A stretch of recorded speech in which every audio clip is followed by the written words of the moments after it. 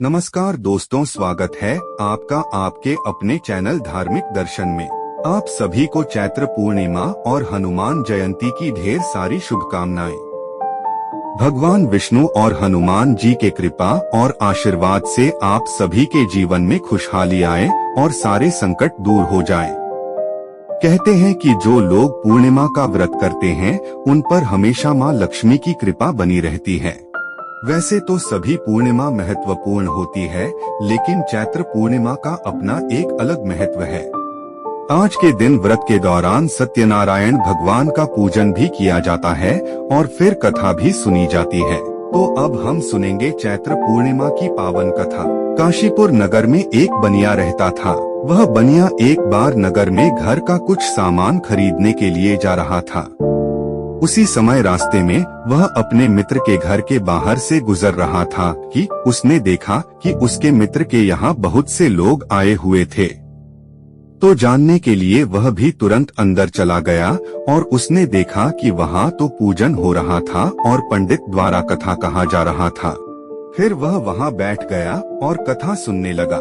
पंडित जी कथा में कह रहे थे कि बहुत समय पहले इसी नगर में एक ब्राह्मण रहता था। वह बहुत ही गरीब और निर्धन था।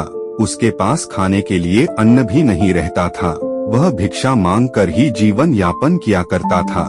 दिन प्रतिदिन उसकी दशा और भी दयनीय होती जा रही थी। एक दिन उस गरीब ब्राह्मण को भिक्षा मांगते देखकर भगवान विष्णु जी ने स्वयं ही एक बूढ़े ब्राह्मण के रूप में उस निर्धन ब्राह्मण के पास गए और कहने लगे, हे विप्रे, श्री सत्यनारायण भगवान मनोवांछित फल देने वाले हैं। तुम उनका व्रत पूजन करो, जिसे करने से मनुष्य सभी प्रकार के दुखों से मुक्त हो जाता है।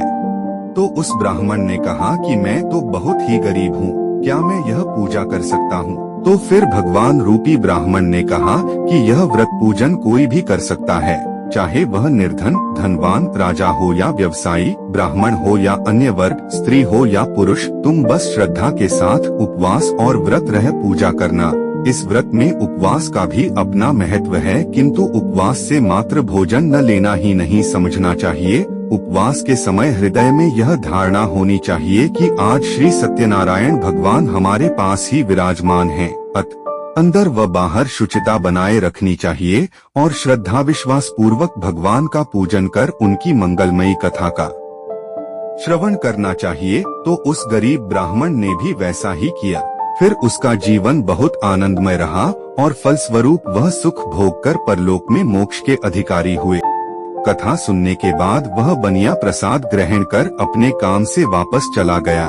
जब वह अपने घर पहुंचा तो उसने अपनी पत्नी से यह बात कही, किंतु उसका विश्वास अधूरा था और श्रद्धा में कमी होने के कारण उसने भी मन में प्रण लिया कि जब उसे संतान प्राप्ति होगी तो सत्यव्रत पूजन करेगा। समय बीतने के साथ उस बनिए के यहाँ पर एक कन्या ने जन्म लिया। कन्या के जन्म के बाद उसकी पत्नी ने सत्यव्रत यानी सत्यनारायण भगवान की पूजा कराने का स्मरण कराया, लेकिन उसने यह कहकर टाल दिया कि जब कन्या 11 वर्ष की होगी तो वह व्रत पूजन करेगा। लेकिन जब कन्या 11 वर्ष की हुई और जब उसकी पत्नी ने सत्यनारायण पूजा का स्मरण कराया तो इस बार बनिए ने कहा कि कन्या का जब विवाह होगा तो सत्यव्रत करेगा। धीरे धीरे समय बीतता चला गया और उसकी कन्या का विवाह भी हो गया, लेकिन तब भी उस बनिए ने व्रत नहीं किया। इसके बाद वो अपने दामाद को लेकर व्यापार के लिए चला गया। वहाँ भाग्य ने ऐसी करवट ली कि उसे चोरी के आरोप में राजा चंद्रकेतु द्वारा दामाद सहित कारागार में डाल दिया गया। इधर बनिए के घर में चोरी भी हो गई। इस कारण बनिए के घर में दाने दाने की मोहताजी छा गई। पत्नी लीलावती और पुत्री कलावती भिक्षावृत्ति के लिए विवश हो गई। एक दिन उसी नगर में सत्यनारायण का पूजन हो रहा था। प्रसाद मिलने की लालसा में पुत्री कलावती पूजन में बैठ गई। प्रसाद मिलने पर उसने घर आकर अपनी माँ को प्रसाद दिया। तब उसकी माँ कलावती को याद आया कि उसके पति ने सत्यव्रत करने का संकल्प लिया था। लीलावती ने अगले दिन श्रद्धा से व्रत पूजन कर भगवान से पति और दामाद के शीघ्र वापस आने की मनोकामना मांगी। लीलावती का श्रद्धा भाव और समर्पण भाव देखकर श्री हरि प्रसन्न हो गए और स्वप्न में राजा को कह दिया कि वह दोनों बंदियों को छोड़ दे क्योंकि वह निर्दोष हैं। राजा ने अगली सुबह उनका धन धान्य तथा प्रचुर द्रव्य देकर उन्हें विदा किया। तब बनिए ने घर आकर विधि विधान के साथ पूर्णिमा का व्रत रखा और सत्यनारायण कथा का पाठ कराया। इसके बाद वे सपरिवार चैत्र पूर्णिमा सहित प्रत्येक पूर्णिमा और संक्रांति को सत्यव्रत का जीवन भर आयोजन करता रहा।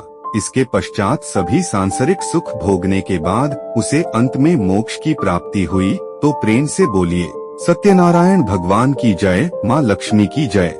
तो दोस्तों, यदि यह वीडियो आपको अच्छी लगी है तो वीडियो को लाइक, कमेंट और शेयर करें। और आप हमारे चैनल में नए हैं तो चैनल को सब्सक्राइब भी जरूर करें ताकि आप ऐसे ही महत्वपूर्ण जानकारी प्राप्त कर सके।